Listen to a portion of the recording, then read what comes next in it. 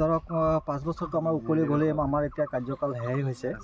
এতিয়াতো আমাৰ চেয়াৰমেনো নাই বিশেষকৈ বিডিঅ'ৰ লগত কথা পাতিব লাগে চাৰ্কুলাৰ DC বাইদেউৰ লগত কথা পাতিব লাগিব এই বিষয়ে আমাৰ এতিয়া হেৰি মানে এটা গুৰুত্ব নাই গতিকে সেই হিচাপে আমি ৰাইজৰ লগত সহযোগ কৰি ৰাইজৰ লগতে দান বৰঙণি সহকাৰে আমি ইয়াত জড়িত হৈ আছোঁ কামটোত আৰু এইখিনি কাম যদি এনেকৈ চেফটি আমি নিদিওঁ ৰাইজে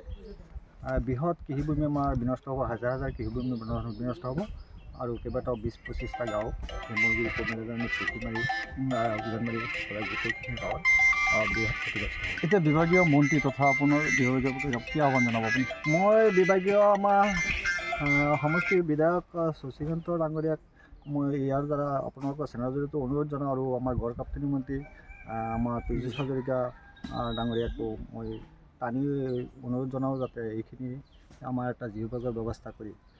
বা ধুনীয়াকৈ আমি স্কিম ধৰি পেলাই জিঅ'বেগটো কৰি পেলাই বান্ধখন বান্ধি দিলে আমি ৰাইজৰ উপকৃত হ'ম হিচাপে ৰাইজে দান বৰঙণি সাধাৰণ হিচাপে আমি এটা ভেটাৰ নিচিনা দিয়া হৈছে এই বান্ধটো যদি কিবা কাৰণত খহি যায় তেতিয়াহ'লে আমাৰ 20-25খন গাঁও সম্পূৰ্ণ জলমগ্ন হ'ব আৰু কৃষিভূমি বহুতখিনি কৃষিভূমি নষ্ট হ'ব গতিকে মই তেখেতক সোনকালে আহ্বান জনাওঁ যাতে ইয়াত এটা জিঅ'বেগ এটা মানে ব্যৱস্থা কৰক কাৰণ এই কেঁকুৰিটোত এইপিনে এখন নদী হৈ যোৱাৰ সম্ভাৱনা আছে গতিকে মই আমাৰ চৰকাৰী বিষয়াক জনাওঁ যে অনতিপলমে আমাৰ এই ব্যৱস্থাটো কৰি নিদিলে আমাৰ ৰাইজখিনি আশংকাত ভুগি আছে আৰু সেয়ে মই পুনৰ তেখেতসকলক টানি অনুৰোধ কৰিছোঁ যে সোনকালে আমাক এটা ইয়াৰ সুপৰামৰ্শ দিয়ে এটা ব্যৱস্থা গ্ৰহণ কৰে বৰপানী নদীৰ বহুত ভয়াৱহ যে আগত যিকেইটা বান্ধ আমি মাৰিছোঁ ৰাইজে দান বৰঙণিৰ মাজেদি তুলি কৰি যিকেইটা বান্ধ মাৰিছোঁ তাতকৈ ভয়াৱহ এই বান্ধটো হৈ আছে কাৰণ এইটো কেঁকুৰিতে পৰিছে ইয়াত এখন নদী হোৱাৰ সম্ভাৱনা আছে গতিকে মই বিশেষতে পীযুষ মহোদয়ক আহ্বান জনাওঁ যে সোনকালে ইয়াৰ কেইটা যদি ব্যৱস্থা নকৰে তেতিয়াহ'লে আমাৰ 20-25খন গাঁও সম্পূৰ্ণ জলমগ্ন হ'ব আৰু কৃষিভূমি লগতে আমাৰ পশুধনো ক্ষতি হোৱাৰ সম্ভাৱনা আছে মানুহৰতো বেলেগ কথাই গতিকে মই টানি অনুৰোধ জনাইছোঁ যে সোনকালে ইয়াত ব্যৱস্থা কৰি দিয়ক যিটো বাৰ আমি মাৰিছোঁ ৰাইজে দান বৰঙণি দি তথাপি ইয়াক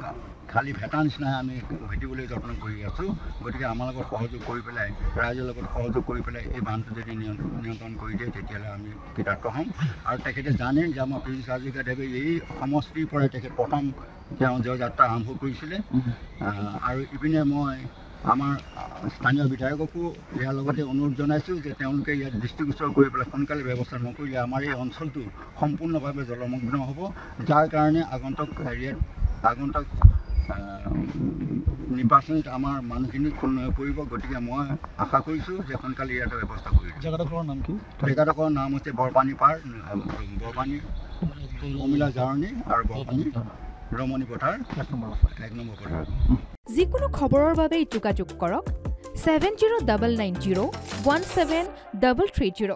আৰু 7099017110 নম্বৰত